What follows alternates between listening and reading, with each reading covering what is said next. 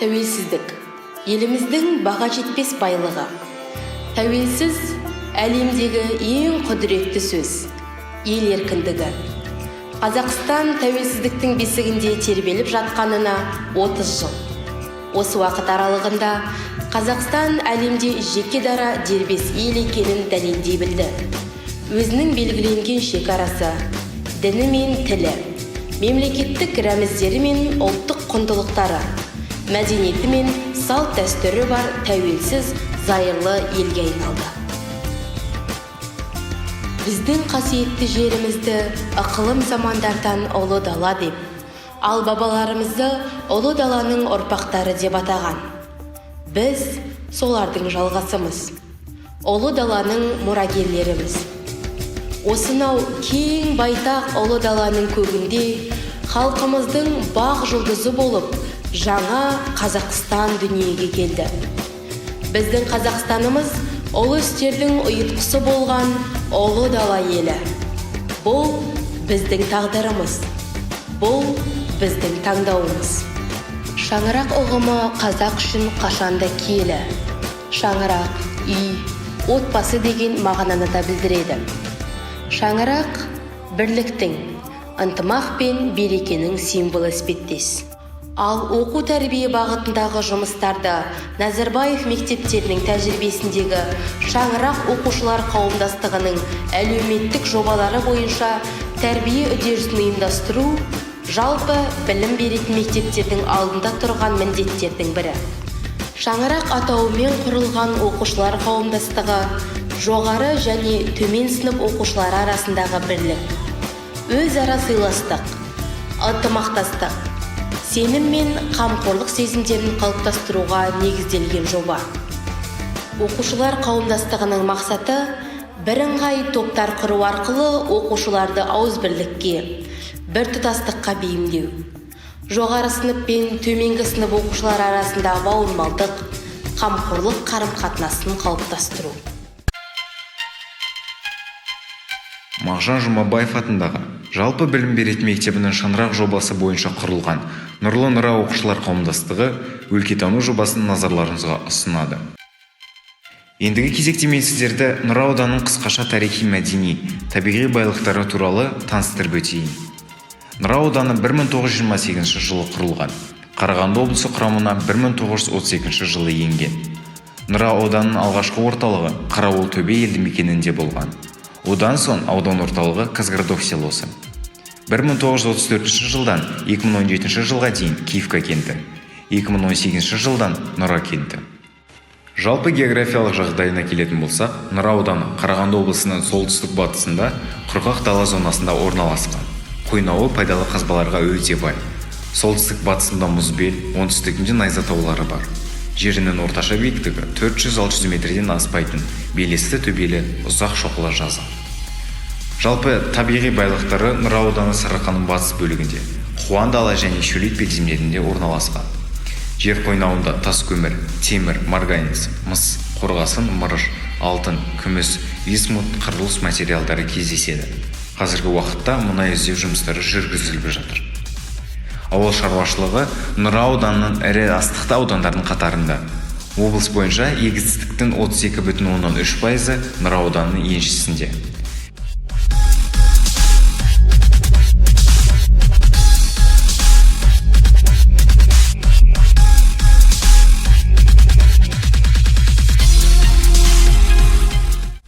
Социалистік еңбек Николай Кузнецов, Нұркен Айтуғанов, Дәулен Төлеубаев, Ибрагим Смағұлов, Қасым Төкенов, Александр Боднар, Қазақ КСР мемлекеттік сыйлығының лауреаты Амантай Балмағанбетов, ғалым Кәрім Мыңбаев, жазушылар Сайділ Талжанов, Бүркіт Ысқақов және көрнекті қоғам және мемлекет қайраткері Абдолла Асылбек, Болат және Оралбай Әбдікәрімовтер тәрізді белгілі ел ағалар дүниеге келген құтты мекен.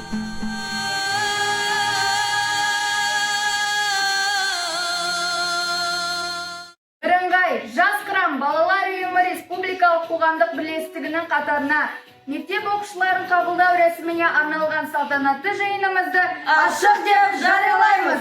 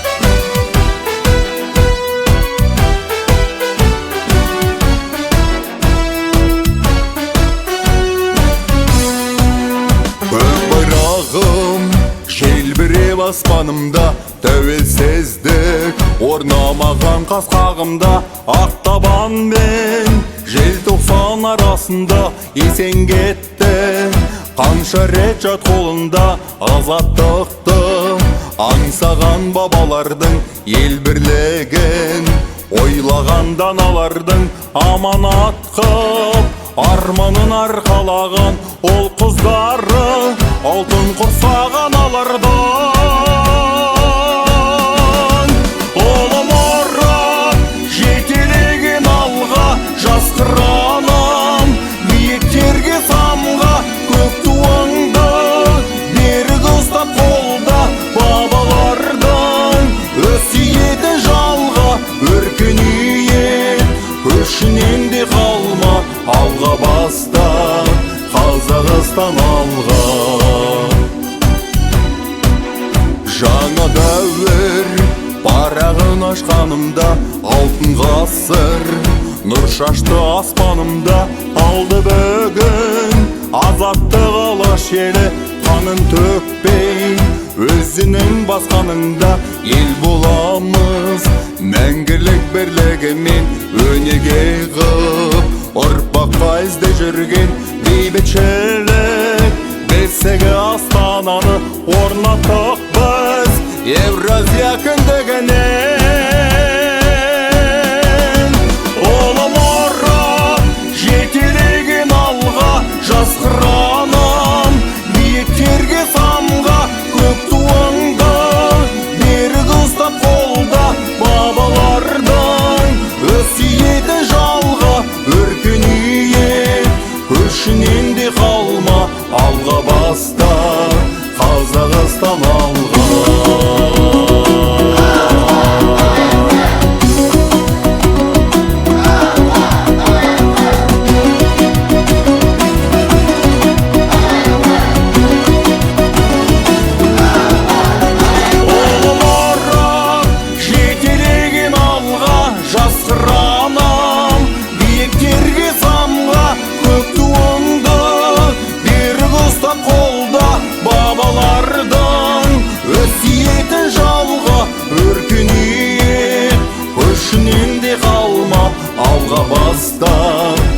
Қазақстан алға өркениет көшінен де қалма алға баста Қазақстан алға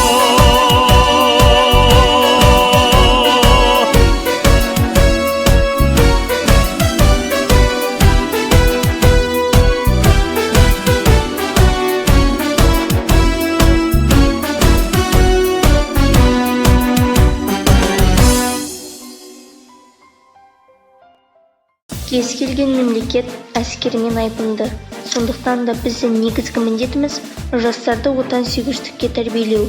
Елбасымыздың жолдауында білім беру мекемелері жанынан әскери патриоттық тәрбие беретін жастарбас орталықтарын құру жөніндегі тапсырмасын осы саланың маманы ретінде қолдаймын. Бұл міндетті жүзеге асыру жастарды өз елі мен жерін қорғауға тәрбиелеуіне жасалған нақты қадамдардың бірі болары сөзсіз.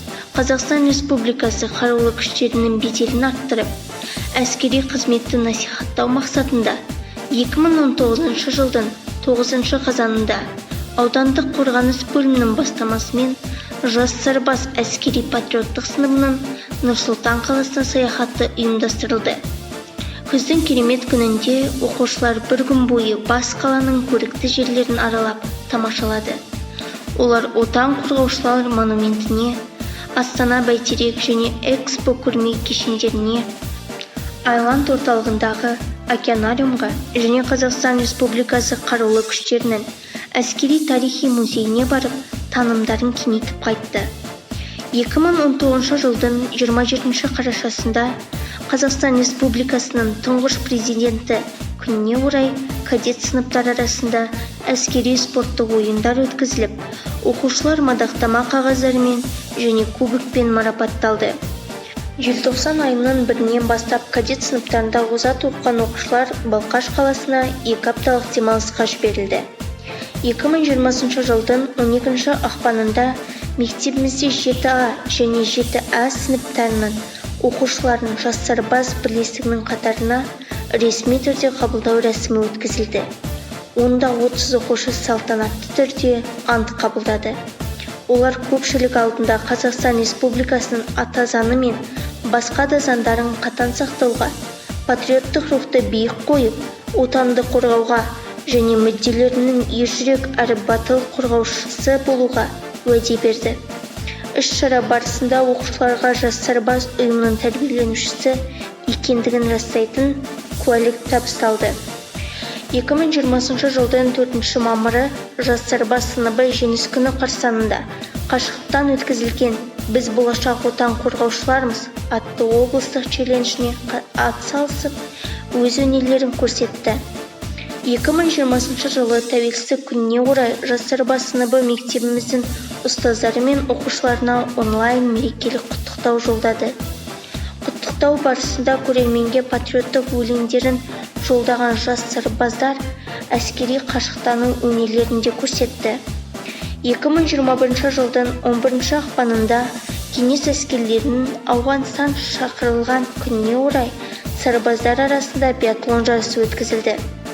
Оған қоса 12 ақпан Ауған соғысының ардагерлері, жерлестеріміз және жас сарбаздардың қатысуымен Zoom платформасында әскери тарихи конференция ұйымдастырылды.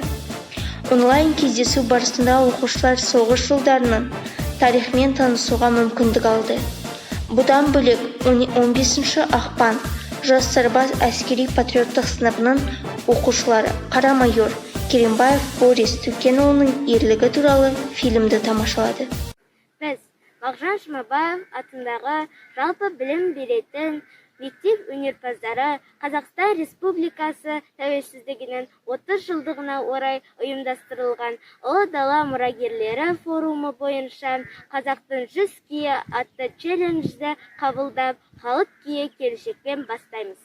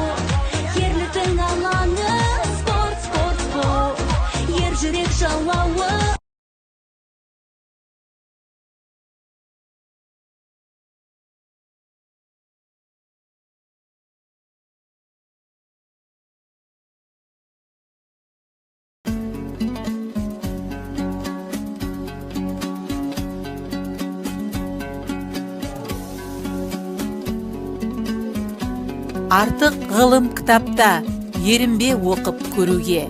Абай Құнанбайұлы. Адамды адам еткен кітап, адамзат еткен кітапхана. Әбіш Кекілбаев.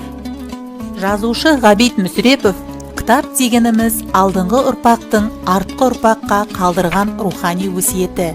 Мен Абраш Мадина. Мағжан Жұмабаев атындағы жалпы білім беретін мектебінің 2-ші А сынып оқушысымын. Мен көп кітап оқығанды жақсы көремін. Кітаптың іші толған қазына. Мен барлық балаларды көп кітап оқуға шақырамын.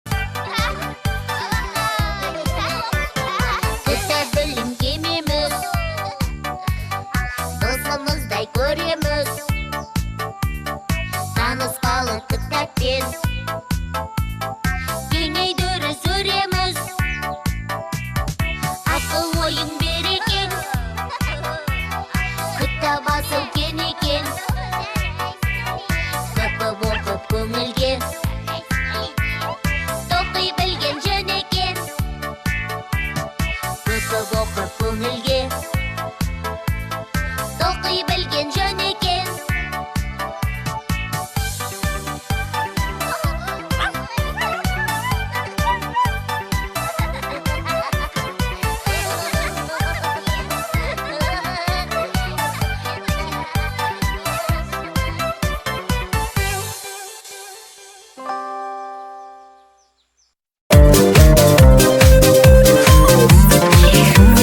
Оқуда озат боламын, білімім тасып толамын, мектепке барып күн сайын тек қана бестік аламын.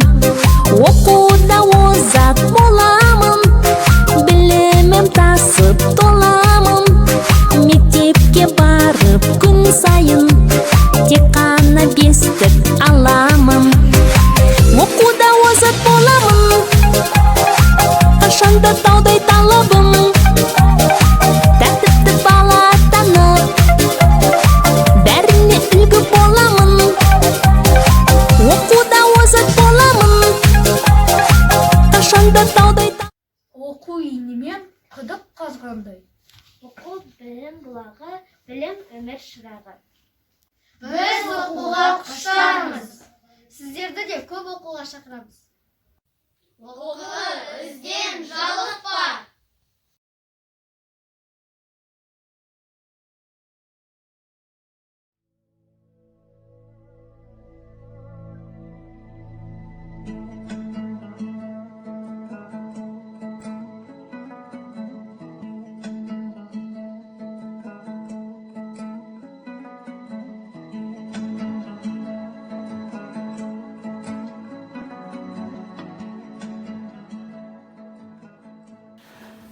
Асанали, мінекей менің қолымда Александр Бектің шығармасы тұр.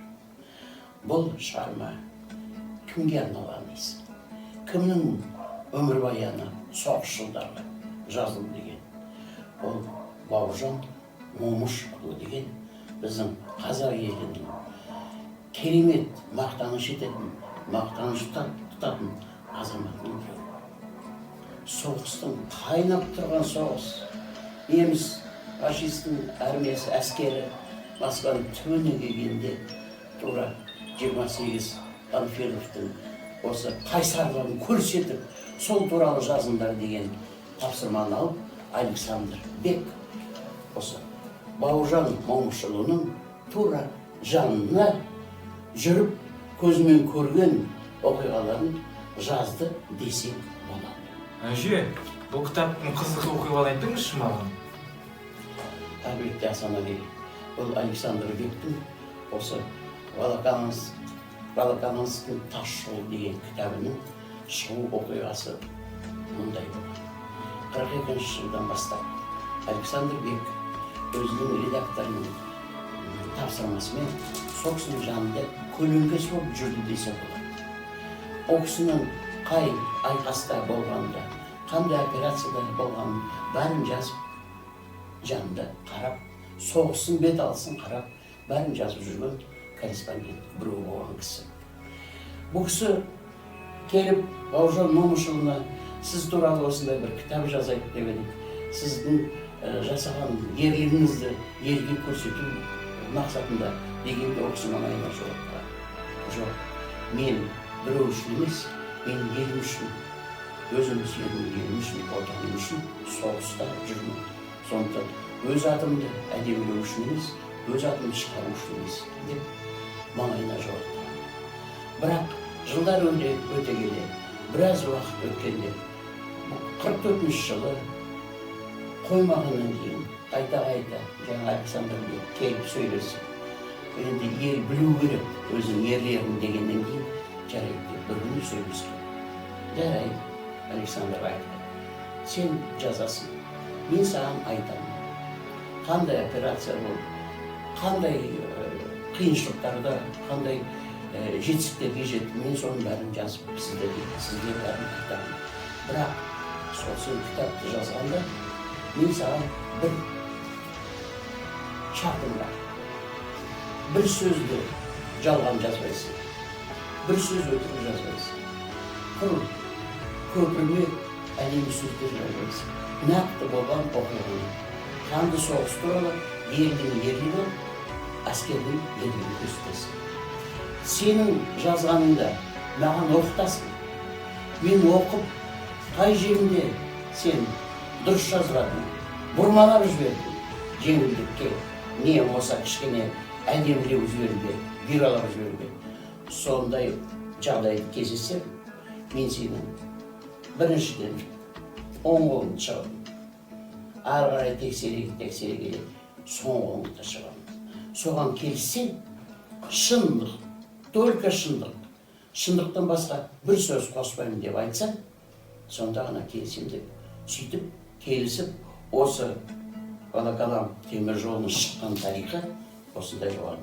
Сонда Бауыржан Момышұлының байқасаң, менменшілдігі жоғын, өзінің ерлігін, елін, отанын сүйгіштігін осы мына жазбадан көруге болатын шығар.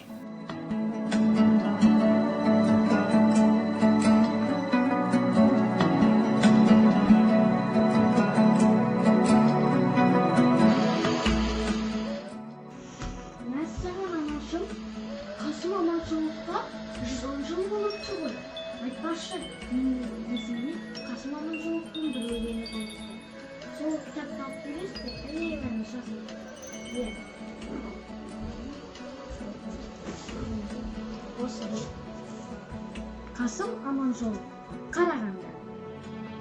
Бір жер бар, Қазақстан даласында. Құрбыжан, апарайын барасың ба?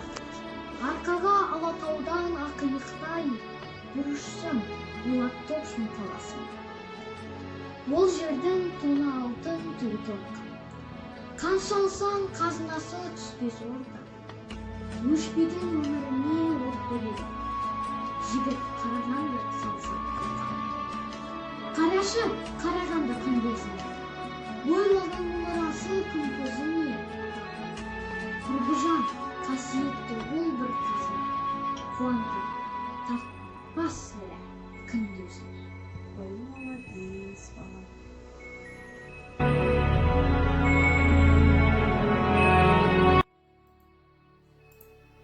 Бұл біздің Ыбырай Алтынсарин атамыз емес пе?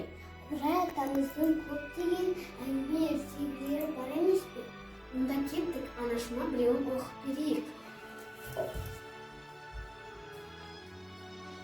Бір түлкі жүгіріп келе жатып, абайсыз да бір терең апанға түсіп кетіпті. Шығайын десе шыға алмай тұрғанда, ешкі суы зеп жүріп, әлгі апанға келіп түлкіні көріп, әй түлкі батыр неғылып тұрсын депті. Түлкі айтты, ой неғыласын батыр жаным, рахат тауып тұрым. Қырда әрі сусап, әрі ыстықтап өліп едім.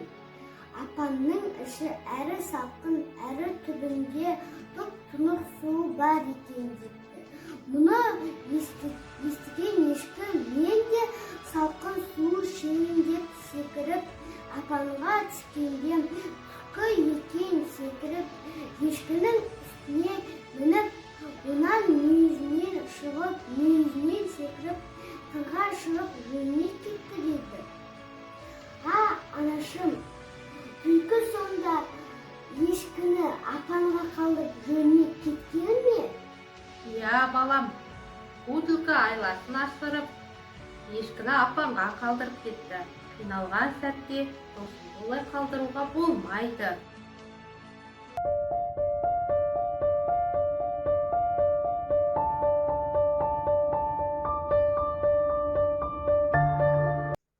Мемлекет басшысының болашаққа бағдар рухани жаңғыру мақаласында айтылған міндеттердің бірін орындау және туған жер бағдарламасын іске асыру мақсатында білім беру ұйымдарында өнегелі өмір жобасы оқу тәрбие үдерісіне енгізілді. Нұра ауданының дамуына зор үлес қосқан азаматтардың жетістік пен табысқа жеткен тұлғалардың іс тәжірибесімен, бейнесімен танысу арқылы жас ұрпаққа патриоттық тәрбие беру және кәсіби бағдарлау мақсатында Мағжан Жұмабаев атындағы жалпы білім беретін мектебімізде жылдық жоспары бекітілді. Жоба аясында ауданымыздың дамуына баға жетпес үлес қосқан зиялы қауым өкілдері, педагогикалық еңбек ардагерлері, спортшылар, кәсіпкерлермен кездесулер өтті. Айша Көнекбайқызы Есмағамбетова. Бұл есім Нұрлы Нұра еліне танымал есім десек, артық айтқанымыз емес. Ауданның саяси, мәдени өмірінен бір сәтте қалыс қалмай, өткізілген кез келген шараның ұйымдастырушылардың қатарынан табыла білген, оның еңбегіне замандастары жоғары бағасын беріп те қойған. Халыққа еңбегі сіңген азаматша Айша Есмағамбетова есімі елге белгілі ұлағатты ұстаз, білікті басшы болған қарапайым азаматтардың бірі. Оның негізгі атқарған жұмысының жоғарылығы мен әртүрлі марапаттарға ие болды. Ол халықтың ішінен қайнап шыққан ақ әділ еңбегімен, өлшеусіз ісімен көзге түскен, ең алдымен адамгершілік, алғырлық қасиеттерімен ерекшеленетін азаматша. Ол өз ісіне тындырымды, ақырын жүріп анық басқан, жүрегінің түкпірінде туған еліне берер сүйіспендік көңілім аздап тұрған, табанды алдына мақсат қойғандардың бірі. Ол әр нәрсені ақыл тарасына салып, атқарған парасатты жан десек артық айтылғандық емес.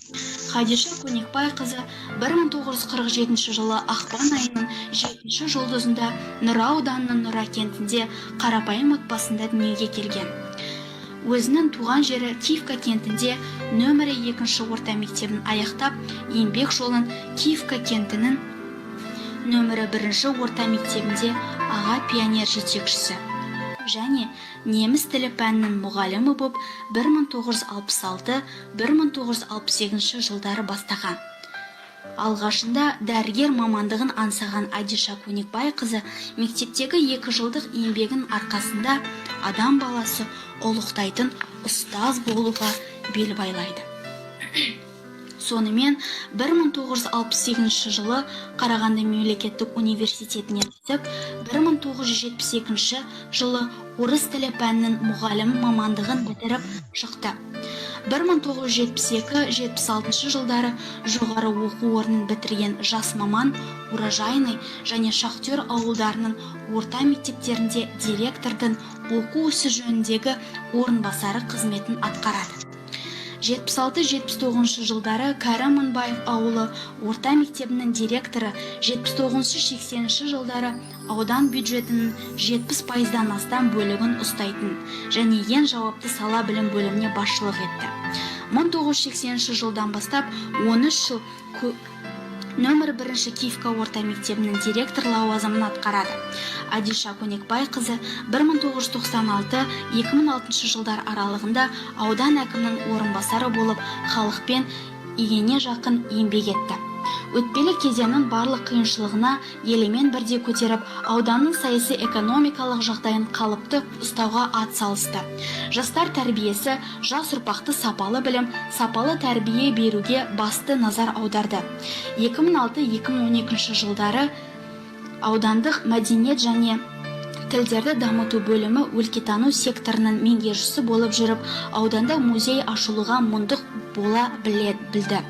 Бүгінгі күнді аудандық мұражай жәдігерлерін жинауда осы азаматшаның қосқан үлесі зор екенін халық мойындайды.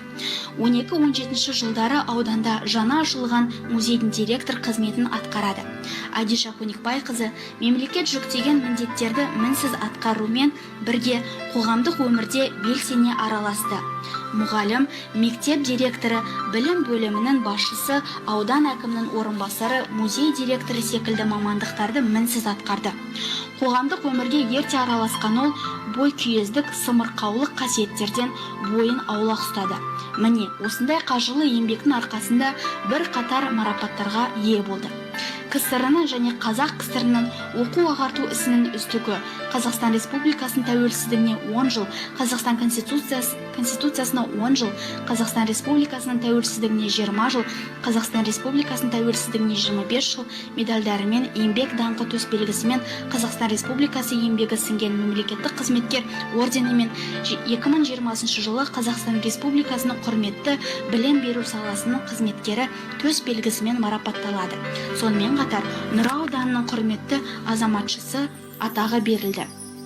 Жас ұрпаққа үлгі бұралықтай артында ізін қалса, төгілген маңдай терінің еш кетпегені саналы өмірінде басшылық қызметтерді атқара жүріп, халықтан қоян қолды араласып, елемен бірге бітер айналысқан Адиша Есмағамбетова бүгінде зейнеткерлікке мақсада қоғамдық жұмысқа белсене араласады. Ұстаз жаратылысынан өзіне айтылғанның бәрін жете түсінген, көрген, естіген және аңғарған нәрселердің бәрін жадында жақсы сақтайтын, еш нәрсені ұмытпайтын алғыр да аңғарымпаз ақыл иесі.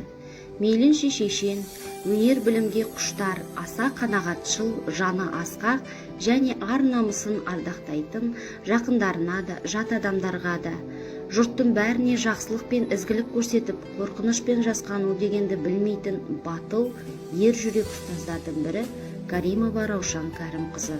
Бүгінгі таңда келер ұрпағына үлгі бола білген ұлы ұстаздардың бірі.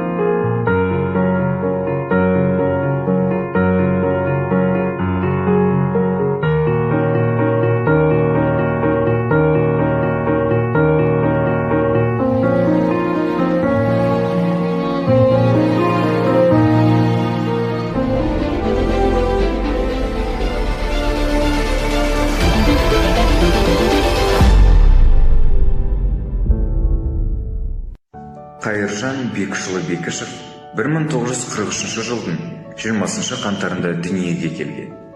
Нұра ауданына қарасты Көбети ауылының тумасы.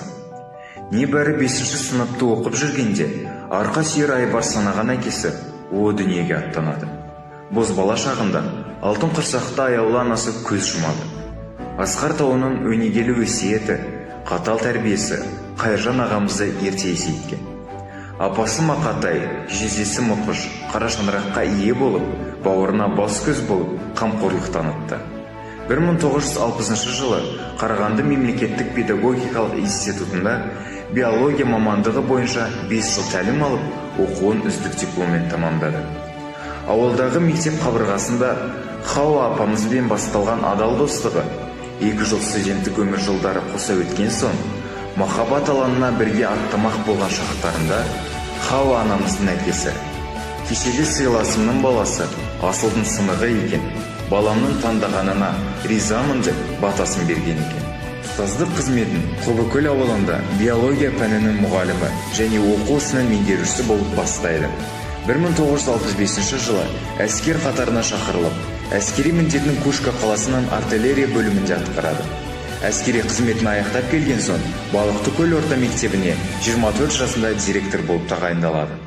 Небәрі 24 жасында алтын ұяны асқар шыңға шығарған білікті маман шебер ұйымдастырушы екендігін танытады. 1969 жылы Қарағанды мемлекеттік мұғалімдер институтының биология кафедрасына оқытушы болып шақыртылады. 1974 жылы Мәскеу қаласындағы Сервис атындағы ғылыми зерттеу институтына аспирантураға оқуға түседі. Осы институтта оқып жүргенде ғылыми еңбегін қорғап, биология ғылымдарының кандидаты атанады. 1978 жылы оның алғашқы еңбектері 5 оқулық, 15 әдіскерлік нұсқаулықтары жарық көрген. Аспирантураны аяқтағаннан кейін Қарағанды мемлекеттік университетінің биология химия факультетінің деканы, сонымен қатар партия ұйымының хатшысы, тәрбие жөніндегі проректор қызметтерінде өзіне қойылған талапты абыройлы атқарады. 1996 жылы Алматы қаласындағы экология академиясының академигі болып сайланып, 2002 жылы биология ғылымына енгізген жаңалықтары үшін профессор атағын алады. Қазіргі таңда Қазақстан Республикасы білім беру ісінің құрметті қызметкері, Қазақстан Республикасы жаратылыстану ғылымдары академиясының академигі, Ыбырай Алтынсарин төсбелгісінің иегері. 2013 жылы Нұра ауданының құрметті азаматы атағы берілді. Ғалым бірнеше оқу құралдары мен оқулықтардың 50-ден артық ғылыми еңбектердің авторы. Ғылыми зерттеулерінің бағыты Қазақстан Республикасының көкейкесті экологиялық мәселелерінің өзекті тұстары. Имашев Асқар Жанболатұлы. Имашев Асқар Жанболатұлы 1985 жылы 5 қарашада Қарағанды облысы Нұра ауданы Киевка кентінде ұлағатты ұстаздар отбасында дүниеге келген. Ұстаз жолы қызық та қиын жол. Мұғалім болу кез келгеннің қолынан келсе де, екінің бірінің қолынан нағыз ұстаз болу келе бермесі анық. Ұстаздық еткен жалықпас, үйретуден балаға деп хәкім Абай атамыз бекер айтпаса керек. Бүгінгі саналы ғұмырын білім беру ісіне арнап, ата жолын жалғаған Имашевтар отбасын жұрт ұстаздар әулеті деп таниды. Атасы Имашев Әбілқайыр Имашұлы математика пәнінің ұстазы, әкесі Жанболат Әбілқайырұлы Нұра ауданының спорт мектебінде әдіскер маман, анасы Әсем Хамзи қызы бастауыш сынып мұғалімі, Алма Әбілқайыр қызы физика пәнінің мұғалімі, Бота Әбілқайыр қызы математика пәнінің мұғалімдік қызметін атқарған. Ұстаздық жолды пір тұтқан ұрпақтар сабақтастығы жалғасын табуда. Асқар Жанболатұлы Киевка нөмір 2 қазақ мектебінде 11 жыл білім нәрін сусында бөскен мектебіміздің мақтанышы. Мектеп өмірінде өзінің алғырлығы мен зеректігінің арқасында физика, математика пәндерін үздік оқып, аудандық, облыстық олимпиада жүлдегері атанған. Аудандық 19 ғасыр көшбасшысы интеллектуалдық сайыс жүлдегері. Жігітке жеті өнерде аз деген қазақ атамыз. Футбол, баскетбол, волейбол, теннис ойындарына қызығып, спортқа икемді, еңбекке бейімді, жан-жақты болып ер жетті. Облыстық спартакиадаларда әрдайым жүлделі орындарды иеленген. Өзіміз үлгі тұтатын тұлға, парасатты, адамгершілігі мол азамат жайлы айтпақпыз. Сондай азаматтың бірі Жұмаділова Күміс Әлиасқарқызы. 1948 жылы 4 маусымда Қарағанды облысы Нұра ауданы Алғабас ауылында жұмысшы отбасында дүниеге келді. Киевка нөмір 2 қазақ орта мектебінде білім алды. Осы аталған мектепті алтын белгімен аяқтады. Мектепті аяқтағаннан кейін 1967 жылдың ақпан айында Балықтыкөл бастауыш мектебіне мұғалім болып жұмысқа орналасты. 1967 жылы Нұра ауданындағы еңбек және халықты әлеуметтік қорғау бөліміне жұмысқа орналасып, онда 2001 жылдың 1 наурызына дейін жұмыс атқарды. 2001 жылы Қарағанды облысы бойынша мемлекеттік еңбек инспекторы ретінде Қазақстан Республикасы еңбек және халықты әлеуметтік қорғау министрлігінің департаментіне ауыстырылды. Осы салада Күміс Әлиасқар қызы әлеуметтік көмекті ашық, әділ болуына және еңбекке тартуға бағытталған жұмыстарды аса жауапкершілігімен атқара білді. 2012 жылы Күміс Жұмаділованың басшылық етуімен Қарағанды облысы Нұра ауданының ардагерлері мен зейнеткерлерінің заңды құқықтары мен мүдделерін қорғау саласында көптеген жылдар бойы қызмет атқарды. Ұйым алдында ұрпақ сабақтастығын қалыптастыруды міндет етіп қою арқылы салт дәстүр, әдет ғұрып, отбасылық құндылықтарды насихаттау үшін жас ұрпақпен патриоттық және тәрбие жұмыстарын жүргізуге көп көңіл бөліп келеді. Бүгінгі ардагерлер кешегі жастар болатын. Олар алған білімдері мен жастық жалынын, күш қуатын халыққа арнады. Қазіргі таңда республикамыз бойынша неше жүз мың зейнеткерлер бар. Олардағы мол тәжірибе мен өмірден түйген, көрген білгендерінің өзі бүгінгі ұрпақ үшін тірі оқулық береді. Сондықтан ардагерлер ұйымдарының қоғамдық жұмыстарын кеңінен насихаттау, оларды жастар мен балаларға өнеге етіп көрсете білу, өмірден алған тағылымдарын жас ұрпақтың бойларына сіңіре білу аса қажет екенін Күміс Әлиасқар қызы әрдайым өзінің атқарып жүрген ісінің ең басты мақсаты екенін атап өтті. Сонымен қатар, ардагерім ардағым атты акция аясында ауданымыздың көптеген ардагерлеріне қайырымдылық жұмыстарын ұйымдастыра білді. 2017 жылы Күміс Әлиасқар қызы ардагерлер ұйымының басшысы туған ауданының дамуына қосқан елеулі үлесі үшін ардагерлер ұйымының 30 жылдығы мерейтойлық медалімен марапатталды. Георгий Георгиевич Прокоп родился 11 ноября 1950 года в поселке Киевка Нуринского района Карагандинской области, но жил в Кызылчили. 9 классов проучился в школе номер 1, затем перешел в школу номер 2, которая в тот момент была единственной смешанной школой в поселке Киевка. В 6 классе окончил курсы тракториста. 3 года работал на маленьком тракторе ТТ-20. Окончив школу, поступил в Зеленоградский сельскохозяйственный институт. В 1973 году получил диплом по специальности инженер-механик сельского хозяйства. В 1965 году начал трудовую деятельность рабочим трактористом, заведующим машино-тракторного парка совхоза Вячеславский Вишневского района Зеленоградской области.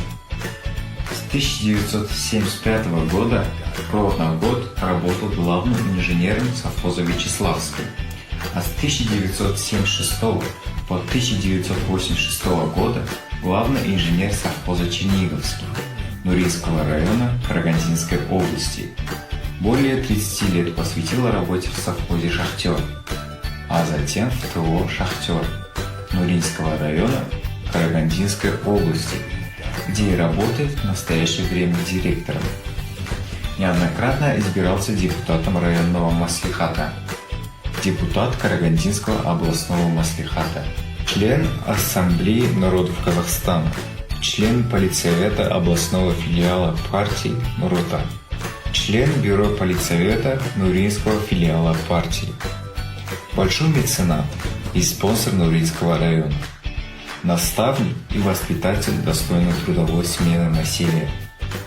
За заслуги перед государством, активную общественную деятельность и значительный вклад в социально-экономическое и культурное развитие страны награжден высокими государственными наградами, орденами Хурмет и Парасат, медалями за трудовую доблесть, Тынга елу жыл, 2 медалями ВДНХ, медалью 50 лет Целин, медалью 10 жыл Астана, медалью первой степени Еңбек даңқы, медалью Қазақстан Республикасының тәуелсіздігіне 20 жыл, медалью Бірлік, Медалью 15 лет партии Нур Отан.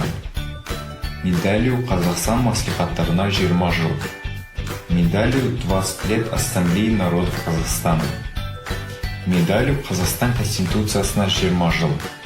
В 2014 году указом президента Республики Казахстан был награжден орденом ОТАН. На 15-летие независимости Республики Казахстан лично от президента Республики Казахстана Нурсултана Назарбаева, единственный из карагандинцев, получил орден Парасат за трудовые достижения. Почетный гражданин Нуринского района, член партии Нур Отан. Свободно владеет русским и казахским языками. Женат, воспитывает сына. Берікжол Бұдыбайұлы өзіміздің Нұра ауданының тумасы. 1986 жылы Нұра кентінде дүниеге келген. Таныстыра кетсек, қазақ күресінің Қазақстан Республикасының бірнеше дүркін жүлдегері және халықаралық жарыстарының жеңімпазы және жүлдегері.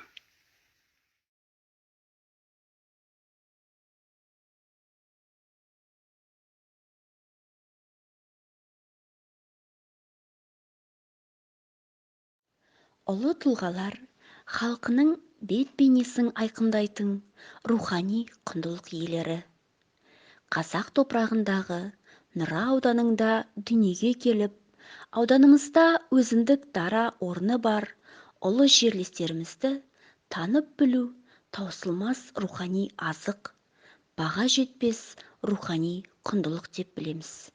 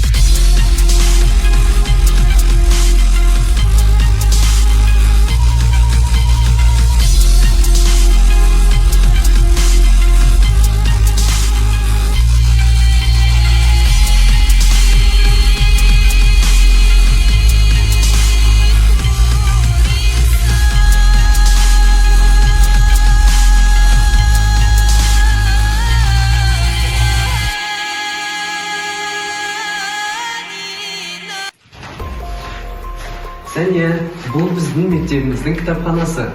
Мен кітаптардан біраз ақпарат алып алғанша, сен мына жерде отыра тұр. Келістік пе? Жақсы.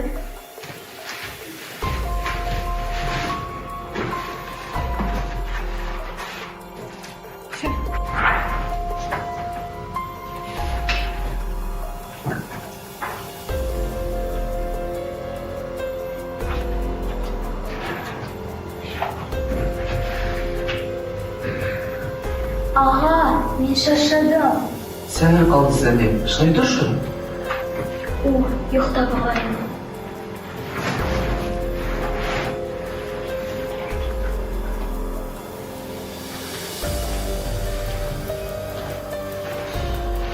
Ғылым таппай мақтанба, орын таппай баптанба, құмарланып шаттанба, ойнап босқа күлуге. 5 нәрседен қашық бол, 5 нәрсеге асық бол. Адам болам десеңіз. Аға, міне керемет. Бұл қазақтың ұлы ақыны Абай емес пе? Иә, Сәния, ақылыңнан айналайын. Сен дұрыс айтасың. Бұл Абайдың дәл өзі. Шынымен де суреттегідей Абай. Без знаний нос не задирай, найди себя, потом играй. Не до смеха через край. Пуста веселость эта. 5 вещей ты избегай, к 5 вещам стремление знай, раз хочешь выйти в люди.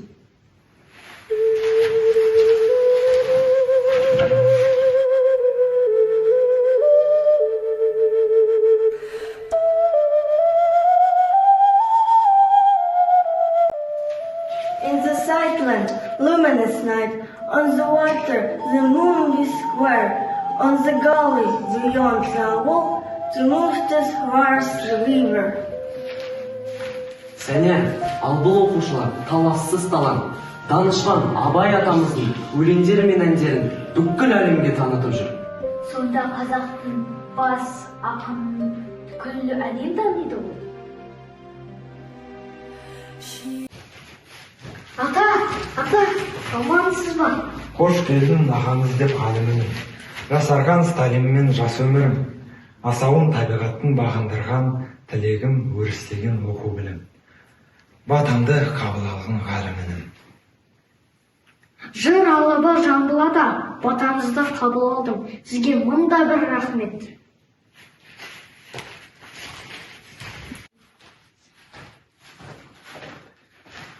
Арыстандай айбатты, жолбарыстай қайратты, қырандай күшті қанатты, мен жастарға сенемін. Көздерінде от ойнар, сөздерінде жалын бар, жаннан қымбат оларға, мен жастарға сенемін.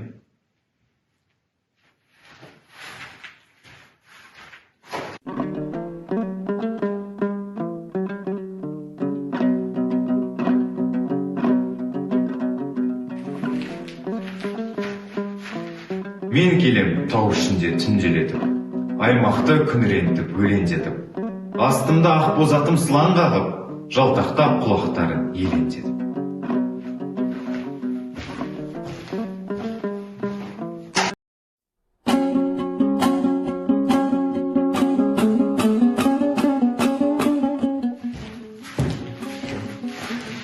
Аманжол Рахымжанның қасымымын, мен қалған бір атамның ғасырымын.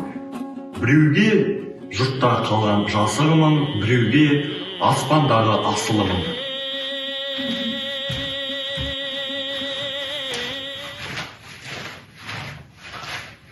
Пай өмір, өтесін ау бір күні, тыясың ау қуанышты күлкінді. Өмір деген бір жарқ еткен найзағай, өмір деген көк аспанның күркірі. Пай өмір, өтесін ау бір күні. Жиналған шақта түрлі тосын сыйларға куә болған бекерін сияқты аға. Поэзияның тереңіне бойлап, қаламгерлерді кезіктіріп, қазынаға толы ғибратты шығармаларын естідім. Бұның бәрін мен түсінбей деп ойласам, өмірде маған бір нәрсе жетіспегендей. Бір кезде ақыл, ой, даналық. Енді мен ұлы тұлғаларымыздың бізге аманаттап кеткен даналықтар мен өсиеттерін ұғындым. Рахмет саған, аға. Құр білген керек емес, білгенді іс қылған керек. Сондықтан танып білгенімізді өзгеге үлгі етейік. Ақылды қарындасыммен.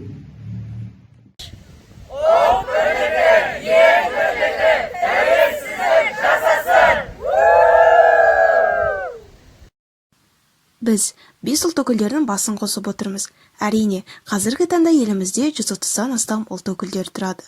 1995 жылы ұлтаралық татулық пен тұрақтылықтың ұйымы ретінде Қазақстан Халықтар Ассамблеясы құрылды. Бұл ешбір елде болмаған ерекше саяси маңызы бар зор құрылым.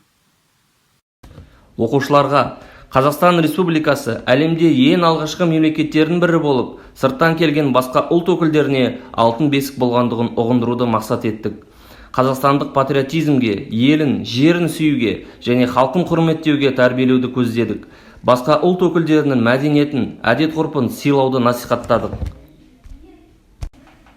Құтты өлке төрінде 5 ұлт өкілдерінің этно-ауыл көрінісін тамашалаңыздар.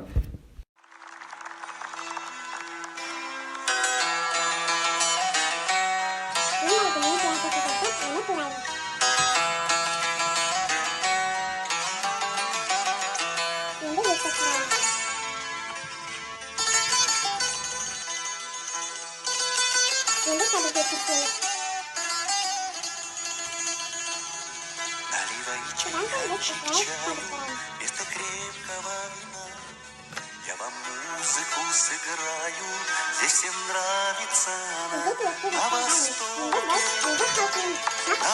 востоке. Что за небо без на востоке, что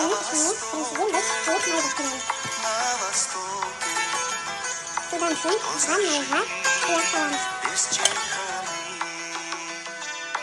что за жизнь без чайханы.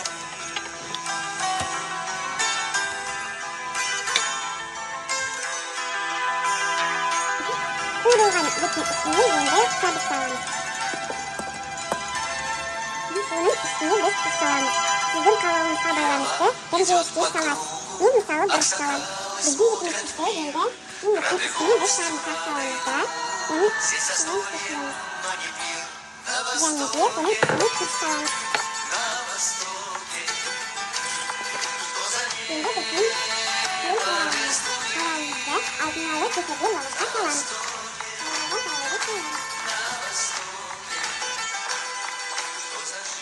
Қалауды салып болғаннан кейін біздің ағашымыздың бетін жабамыз. Енді кешен облыста құрыстырған кешке біздің қалауымызды саламыз.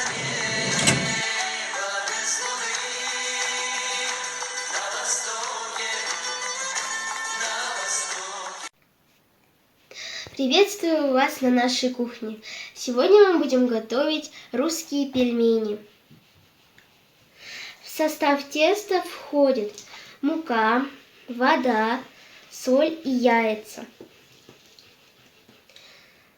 Начинка из говяжьего фарша, лука, перца и соли.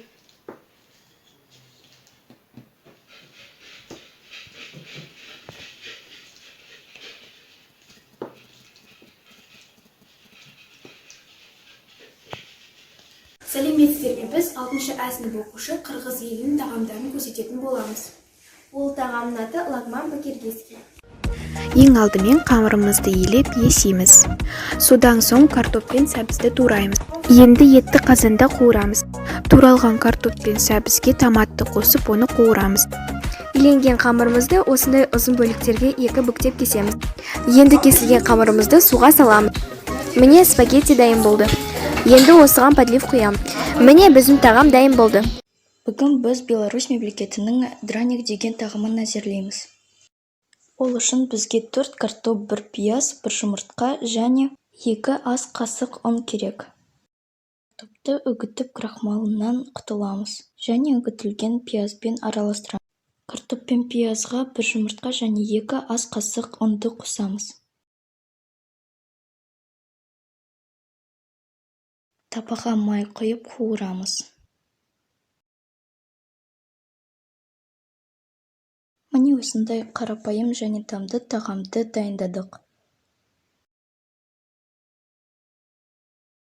Бәріне сәлем. Бүгін біз түрік халқының таңғы асын дайындаймыз. Алдымен біз лавашты 8 бөлікке бөліп аламыз.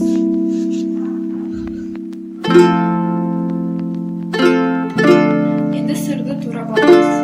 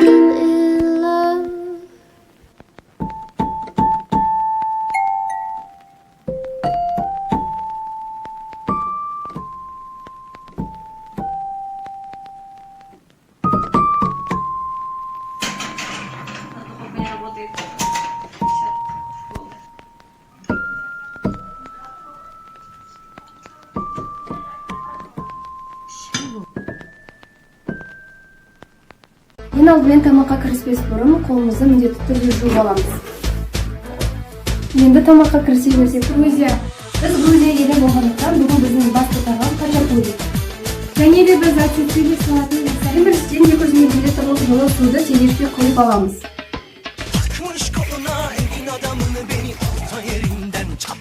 Одан кейін күзбен қанттың қосындысын саламыз. Одан кейін дайындап қойған ашытқымызды суға саламыз. Содан кейін барлығын араластырып, 15 минутқа қойып қоямыз. Ашытқымызды осы ұнға қосып араластырып. Қамырымызды дайындап қойдық, осы дайындап қойған қамырымыздың үстіне сусынды қосамыз.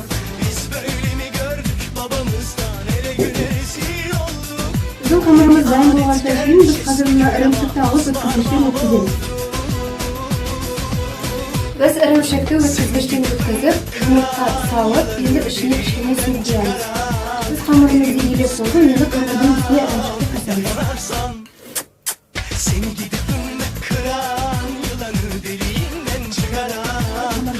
Салып, өзінің формасына келтірдік, енді біз ірімшікті үстіне саламыз. Хачапурimiz дайын болды. Алдын ала қызылып тұрған пешке біз осы хачапуриді салып 180 градусқа 30 минутқа пісіріп қоямыз. Фаршты тәрекеге салып аламыз да, оған кішкене приправа қосамыз. Сосын осы көкөністердің бәрін табаға салып, оған біз осылай қуырып алдық. Енді осындай безенген біздің ұлттық тағамымыз дайын болды. Келе жатқан мерекелерімізбен құттықтаймыз. Сіздермен болған 10-шы ас сыныбы Грузия халқы.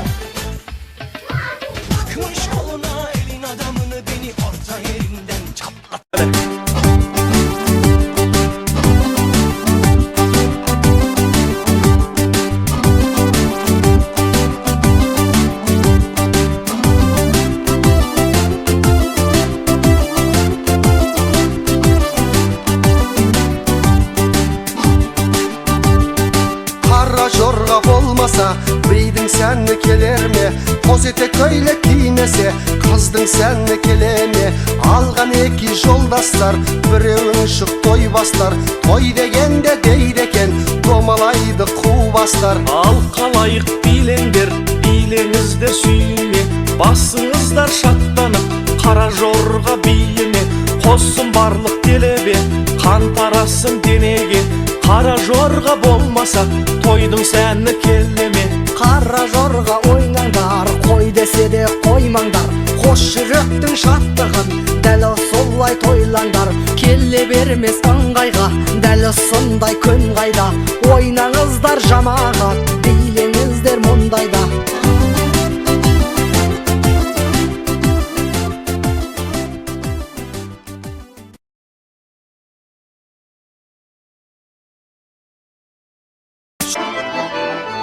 Вставала я ранешенька, умывался Белешенька. Калинка, калинка моя, сад ягода, малинка моя. Калинка, калинка моя, сад ягода, малинка моя. Выгоняла я корову на росу, а повстречала я медведя в лесу. Калинка, калинка моя, сад ягода, малинка моя. Калинка, калинка моя, сад ягода, малинка моя. Здравствуй, милая, хорошая моя, черноморая коровья твоя. Калинка, калинка моя, саду ягода, малинка моя. Калинка, калинка моя, саду ягода, малинка моя.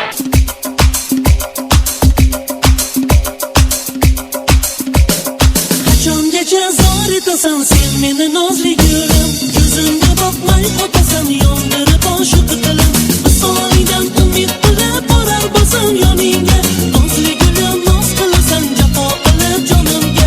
Visolingdan umid qilib borar bosan yoningga. Nozli gülüm noz qilasan jafo qilib jonimga. Sen meni yolg'izim, oyuzli nozli gülüm. Sen meni sevgilim, nozli gülüm, nozli gülüm. Sen meni yolg'izim, oyuzli nozli gülüm. Sen meni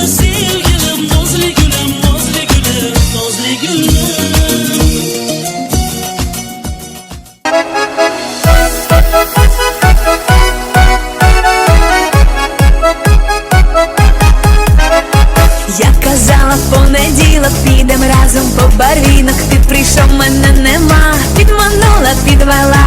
Я ж тебе підманула, я ж тебе підвела, я ж тебе молодого з ума розуму звела. Я ж тебе підманула, я ж тебе підвела, я ж тебе молодого з ума розуму звела. Я казала у вівторок, поцілую разів 40. Ти прийшов, мене нема, підманула, підвела. Я ж тебе підманула, я ж тебе підвела, я ж тебе молодого з ума розуму звела. Я ж тебе підманула, я ж тебе підвела, я ж тебе молодого